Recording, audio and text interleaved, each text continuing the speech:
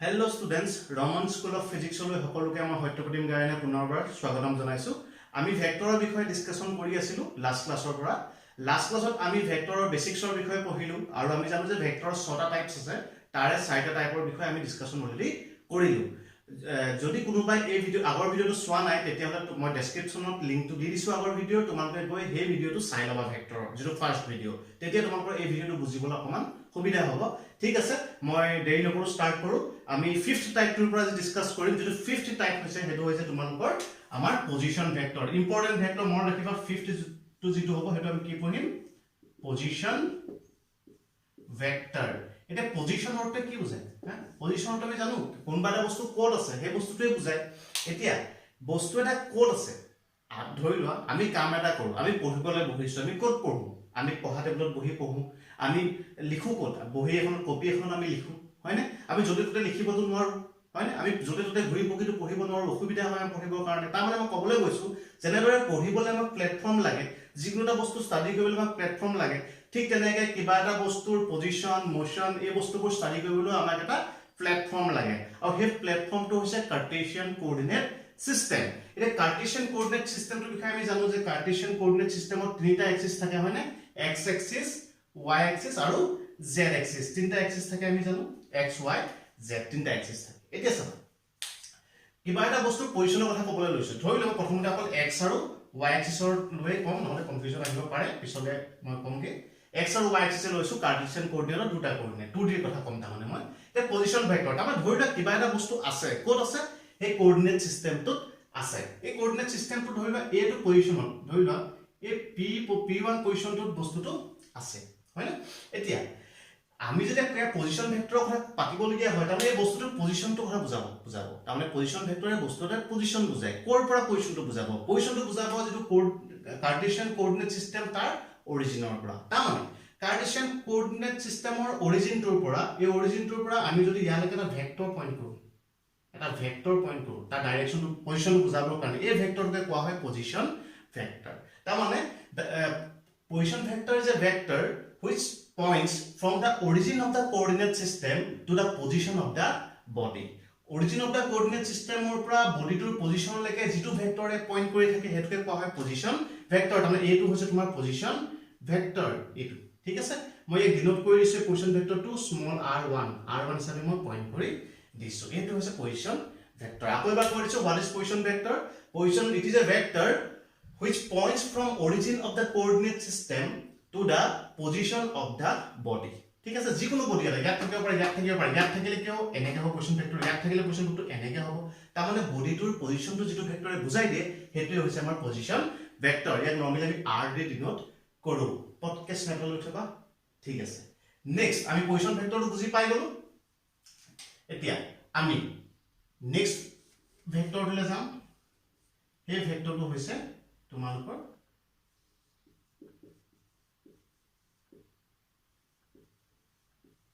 Displacement vector, DISPLACEMENT, displacement vector. এতিয়া মই ক'ব বিচাৰিছো যে কোঅৰ্ডিনেট সিস্টেমত এই p1 পজিশনত বস্তুটো আছে, কিন্তু এই p1 পজিশনত থকা বস্তুটো ইয়াতে ৰৈ থাকিব বুলি কথা নাই, হিটো মুভ কৰি থাকিব পাৰে। ধৰি লোৱা হি মুভ কৰি আছে, এই বডিটো মুভ কৰি আছে, মুভ কৰি সি এনেকুৱা এটা পজিশনলৈ গুচি আহিলে, পজিশনটো হৈছে p2, হয়নে? p2 পজিশনলৈ গুচি আহিলে, গতিকে ইয়াৰ পজিশন ভেক্টৰটো চেঞ্জ হৈ যাব, হয়নে? পজিশন ভেক্টৰটো কি আছিলে? অৰিজিনৰ পৰা তোমাৰ পজিশনলৈকে যেটো ভেক্টৰ ডাইৰেক্ট কৰি থাকে হেতু হৈছে আমাৰ পজিশন ভেক্টৰ। ইয়াৰ কাৰণে পজিশন ভেক্টৰ হৈ গ'ল r2, হয়নে? r2 হলে তাৰমানে বস্তুটো p1 ৰ পৰা p2 লৈকে মুভ কৰিলে, ঠিক আছে। এতিয়া বস্তু এতিয়া আমি পঢ়ি আছো ডিসপ্লেসমেন্ট ভেক্টৰ। ডিসপ্লেসমেন্ট ভেক্টৰটো হ'ল কি? বস্তুৰ ইনিশিয়াল পজিশনৰ পৰা ফাইনেল পজিশনলৈকে যেটো ভেক্টৰে পইণ্ট কৰি থাকে, ইনিশিয়াল পজিশন ষ্টাৰ্টিং পজিশন কোনটো p1 টো, আৰু ফাইনেল ইকুৱেল p2, p1 ৰ পৰা p2 লৈ বস্তুটো মুভ কৰিছে, এনেকে মুভ কৰা নাই জানো, হয়নে? তাৰ মানে এনেকে যে মুভ কৰিছে, এই ভেক্টৰটো তোমাৰ হৈছে displacement vector. It is a vector which points from initial point to the final point of the body. বডিটো মুভ কৰিছে যেটো পইণ্টৰ পৰা যেটো পইণ্টলৈ, ইনিশিয়াল পইণ্টৰ পৰা ফাইনেল পইণ্টলৈ, যেটো ভেক্টৰে ডাইৰেকশন দি আছে হেতু হৈছে তোমাৰ ডিসপ্লেসমেন্ট ভেক্টৰ। নৰমালি এটো ডিনোট কৰা হয় del r। মই ভেক্টৰ চিহ্ন দিছো কাৰণ বস্তুটো ভেক্টৰ বুলি কোৱা হৈছে, হয়নে? del r, ঠিক আছে। ডিসপ্লেসমেন্ট ভেক্টৰ আমি দি গম পালো পজিশন ভেক্টৰ বিষয়ে গম পালো পজিশন ভেক্টৰটো অৰিজিন অফ দা কোঅৰ্ডিনেট সিস্টেমৰ পৰা পজিশনলৈকে ডাইৰেক্ট কৰে আৰু ডিসপ্লেসমেন্ট ভেক্টৰটো কি কৰে তোমাৰ ইনিশিয়াল পইণ্টৰ পৰা ফাইনাল পইণ্টলৈকে বডিটো ডাইৰেক্ট কৰি থাকে এতিয়া ডেসক্ৰিপচনত দিবলৈ লাগে দিয়া হয় ডিসপ্লেসমেন্ট ভেক্টৰ ক্যালকুলেশন কৰিবলৈ হলে আমি এনেকৈ কৰিম displacement vector is equal to আমি ক'ব পাৰিম যে final calculation আমাক দৰকাৰ হ'লে একদম final position minus initial position বুজি পাইছা displacement vectorটো কেনেকৈ বুজাম final position minus initial position এতিয়া আমাৰ displacement vectorটো কিমান হ'ব del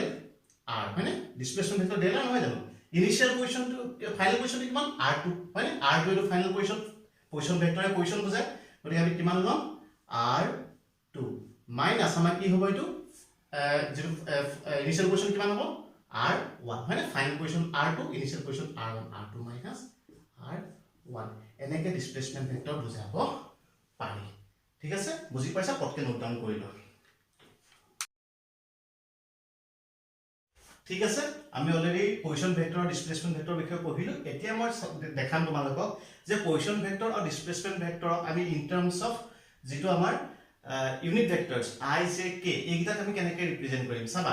এতিয়া p1 প্ৰথমটো কি আছিল ইনিশিয়াল পজিশন আছিল হয় না তো p1 পজিশনটো আমি কোঅৰ্ডিনেটসটো কেনেকৈ ক'ব পাৰিম p1 ৰ কিয় আছে x axis আছে কোঅৰ্ডিনেটটা হয় দ্যাট ইজ x1 বুলি ক'ব পাৰো y axis ইয়াৰ কোঅৰ্ডিনেট আছে দ্যাট ইজ আমি y1 বুলি ক'ব পাৰো গলি ইয়াৰ কোঅৰ্ডিনেটটো কিমান x1 y1 হয় না বুঝছানে x axis আৰু y axis in terms of coordinate যদি মই ক'বলৈ যাওঁ p1 টো হয় না ঠিক তেনেকৈ p টোৰ কোঅৰ্ডিনেটটো কিমান ধৰি লোৱা এটো কিমান হ'ব ধৰি লৈছো মই x2 আৰু ইয়াৰ কোঅৰ্ডিনেটটো কিমান হ'ব এটো দ্যাট ইজ y2 হয় না তো ইয়াৰ কোঅৰ্ডিনেটটো কিমান হয় x2 y2 কোঅৰ্ডিনেটৰ বিষয়ে আমি জানো ঠিক আছে এতিয়া আমাক যদি ৰিপ্ৰেজেন্ট কৰিবলৈ কয় যে আমাক r1 টো ৰিপ্ৰেজেন্ট কৰা প্ৰথমতে position vector that is first যেটো পজিশন ভেক্টৰ r1 ক আমি ৰিপ্ৰেজেন্ট কৰিব লাগে in terms of unit vector কেনেকৈ ৰিপ্ৰেজেন্ট কৰিবা সো এটা এই যেটো p1 পজিশনৰ যেটো ইউনিট ভেক্টৰ হেতু আমি পাবগে লাগে আমি কেনেকৈ যাব লাগিব আমি x axis যাব লাগিব x axis আমি কিমান যাব লাগিব x1 যাব লাগিব হয় না গতি মই লিখি দিম that is x1 code x axis আমি কিমান গৈছো x1 গৈছো কিন্তু যে মই x axis গৈছো হেতু আমি কেন দেখাব কাৰণে x axis ৰ ইউনিট ভেক্টৰ আছিল x axis ৰ ইউনিট ভেক্টৰটো কিমান আছিল i আছিল হয় না মন আছে ঠিক আছে বুজি পালানে ই কি বুজাইছে x axis আমি কিমান গৈছো x1 গৈছো হয় না x1 এর ভ্যালু 0 1 2 3 যিকোনো ভ্যালু হ'ব পাৰে হয় না কিন্তু i টো থাকিলে আমি গম পাম যে আমি x1 x axis গৈছো বুজিলা ঠিক আছে কিন্তু আমি অকল এনেকৈ গলে এই পজিশনটো নাপাও আমি ইয়াতে ৰৈ যাম হয় না আমি আকৌ ওপৰলৈ যাব লাগিব কিমান ওপৰলৈ যাব লাগিব আমি y1 ওপৰলৈ যাব লাগিব প্লাস কিমান যাব লাগিব y1 ওপৰলৈ যাব লাগিব কিন্তু তুমি ক'ব লাগিব কোন এক্সত গৈছা কোনে বুজাব তুমি ইয়াত কি দিব লাগিব j এটা দিব লাগিব কাৰণ y axis ৰ ইউনিট ভেক্টৰটো কিমান j x1 I plus y1 j ইয়াৰ কমপ্লিট ৰিপ্ৰেজেন্টেশন বুজি পালানে x axis তুমি কিমান যাব লাগিব x1 y axis তুমি কিমান যাব লাগিব y1 বুজিলা কথাটো ঠিক তেনেকৈ তোমাক ফটাফট কৈ দিব পাৰিবা r2 কিমান হ'ব কৈ দিম কিমান হ'ব ফটাফট কৈ দিবা x2 হয়নে x2 কোন এক্সিছত x axisত y plus y axis কিমান y2 কোড y axisত হয়নে গতিকে z গম পালানে r1 আৰু r2 মই ৰিপ্ৰেজেন্ট কৰিব পাৰি গলো ঠিক তেনেকৈ তোমালোকে এতিয়া ফটাফট কৈ দিয়া আমাৰ del r তাৰমানে কি আছিল ডিসপ্লেসমেন্ট ভেক্টৰ কিমান হ'ব দ্যাট ইজ r2 r1 হয়নে কথা ধৰিব পাৰিছানে আমি displacement vector final position minus initial position গম পাইছো আমি হয়নে r2 ভ্যালু কিমান x2 i plus y2 j হয়নে minus x1 x1 i plus y1 j হয়নে এটো সলভ কৰি দিয়া তোমালোকে কিমান পাবা x2 minus x1 I minus y2 minus y1 j হয়নে কথাটো x2 minus x1 এইকন হয়নে y2 minus y1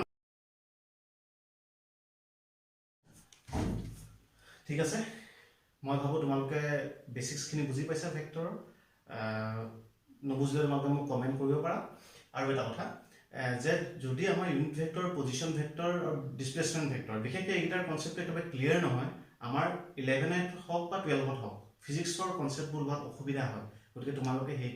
সেইখিনি ভালকে কনসেপ্ট লৈ থোৱা বুলি মই আশা কৰিলো নেক্সট আমি আজি পঢ়িম এডিশন অফ ভেক্টৰ বিষয়ে ক'বলৈ যাওঁতে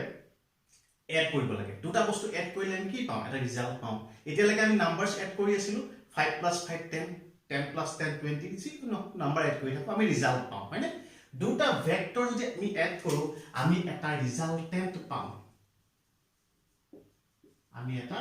ৰিজাল্টেন্ট পাম কি বুলি কলো মই দুটা ভেক্টৰ এড কৰিলে আমি এটা ৰিজাল্টেন্ট পাম ৰিজাল্টেন্টটো এটা ভেক্টৰ যেহেতু আমি দুটা ভেক্টৰ এড কৰিছো গতিকে ৰিজাল্টটো কি পাম ভেক্টৰ পাম দুটা নাম্বাৰ এড কৰিলে যে নাম্বাৰ পাম দুটা ভেক্টৰ এড কৰিলে আমি কি পাম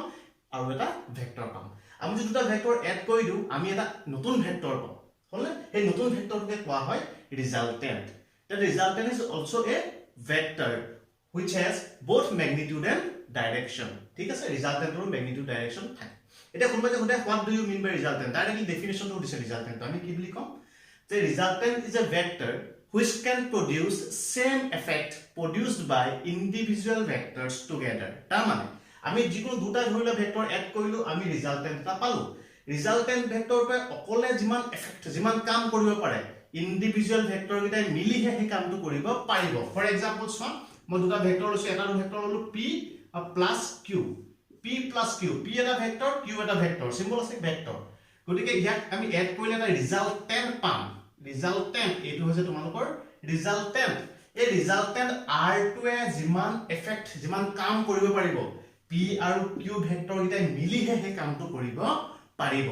আৰু এই ৰিজাল্টেন্ট এটা ভেক্টৰ ইয়াৰ নিজৰ ম্যাগনিটিউডৰ ডাইৰেকচন আছে হলনে এতিয়া আমাৰ ডেফিনেশনটো মই আকৌবা কৈ দিও the resultant is a vector which can produce same effect produced by individual vectors together ততকে তোমালোকে কথাটো নোট কৰা কিন্তু এক সেকেন্ড ঠিক আছে বুজি পালা তোমালোকে এতিয়া মই ড্ৰ কৰি দেখাই ধৰিলো এটা ভেক্টৰ হলো p এটা ভেক্টৰ লৈছো এটা এটা p ভেক্টৰ হয় প্লাস ধৰিলো মই এটা q ভেক্টৰ লৈছো p ভেক্টৰ আৰু এক্সাম্পলত মই লৈছো পিছলৈ মই ডাইৰেকচন বুজাম p ভেক্টৰটো এনেকৈ আছে q ভেক্টৰটো এনেকৈ আছে এইটা খালি এড কৰি দিলো তেতিয়া আমি আজি ৰিজাল্টেন্ট পাম ৰিজাল্টেন্ট এনেকুৱা হৈছে বা এটো p এটা ভেক্টৰ এটো হৈছে তোমাৰ q ভেক্টৰ সম এনেকৈ দিব পাৰো নে আমি ইকুৱেল ভেক্টৰ কনসেপ্ট পঢ়িছো we can shift a vector from one position to another without changing the magnitude and direction হয় না গতিকে মই q ভেক্টৰটো কেনেকৈ লগাই দিব পাৰো একো প্ৰবলেম নাই হয় না কিন্তু magnitude আৰু direction চেঞ্জ নাই কৰা আৰু কৰিব নোৱাৰো হয় ঠিক আছে p আৰু q আমি এড কৰিলো p আৰু এড কৰিলে আমি যে ৰিজাল্টেন্ট পাম ৰিজাল্ট সমান এটো r এনেকৈ হ'ব এনেকৈ কেলে হ'ব কোৱাছো কেলে কাৰণ মই আগতে কৈছো resultant is a vector which can produce same effect produced by individual vectors together p আৰু q এ মিলি আলটিমেটলি কলৈ গৈছে ইয়ালৈ গৈছে r এ অকলে তালে গুছি গৈছে হয় না গতিকে r টো কি হ'ব p আৰু q ৰ ৰিজাল্টেন্ট হ'বই লাগিব মই ডায়াগ্ৰামৰ পৰা বুজালো তোমালোকে পটকে বস্তুকিটা নোট ডাউন কৰি লোৱা তোমালোকে নোট ডাউন কৰিলা এতিয়া আমি নেক্সট টপিকটো লৈছো triangle law of vector addition এটা ভেক্টৰ এডিশনৰ ট্ৰায়াঙ্গল ল লগে লাগে এতিয়া চোৱা আমি দুটা নাম্বাৰ এড কৰিব লাগে 5 + 5 আমাৰ কি সমাজত কি আছে প্ৰসিডিউৰ আছে এড কৰিব হয় না 5 + 5 10 বুলি যে কলো এটা প্ৰসিডিউৰ থৰি গৈ কৈছো এই প্ৰসিডিউৰটো কি আমাৰ টেবল বুল হয় না আমাৰ এড কৰিব টেবল আছে সাবসেকশন কৰিব টেবল আছে হয় হেবে এটা প্ৰসিডিউৰ এড কৰা ঠিক আছে ঠিক তেনেকে ভেক্টৰক এড কৰাৰ এটা প্ৰসিডিউৰ লাগিব আমাক বা ল লাগিব হেতু এটা হৈছে triangle law of vector addition দুটা ভেক্টৰ দিলে আমি কেনেকৈ তাক এড কৰিম তাক বুজাই ট্ৰায়াঙ্গল ল অফ ভেক্টৰ এডিশন এটা ট্ৰায়াঙ্গল ল অফ ভেক্টৰ এডিশনে কি কয় তোমালোকক ধৰিলো ট্ৰায়াঙ্গল মই লৈছো হয় এটা ট্ৰায়াঙ্গল লৈছো ট্ৰায়াঙ্গল ল অফ ভেক্টৰ এডিশনে কি বুজি কোনো এটা শেপ মই ট্ৰায়াঙ্গল লৈছো হল এটা ট্ৰায়াঙ্গল লৈছো ধৰা পৰিছে জানো জিস সো এটা ট্ৰায়াঙ্গল হৈছে না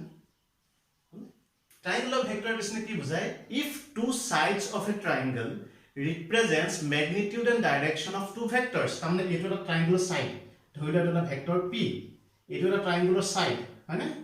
eto dhoilo vector q tamane if two sides of a triangle represents magnitude and direction of two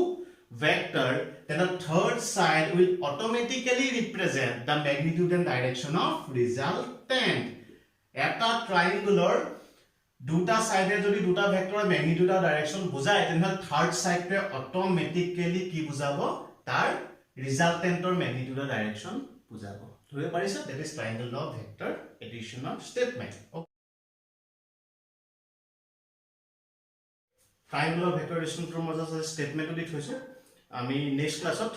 vector এডিশনৰ techniques খিনি বিষয়ে পঢ়িম কেনেকৈ আমি এড কৰিবলৈ পাৰিম ভেক্টৰবোৰ তেতিয়ালৈকে তোমালোকে ঘৰত থাকা সেফ থাকা পঢ়া শুনা কৰি থাকা আৰু লাইক কৰা শেয়াৰ কৰা সাবস্ক্ৰাইব কৰা থ্যাংক ইউ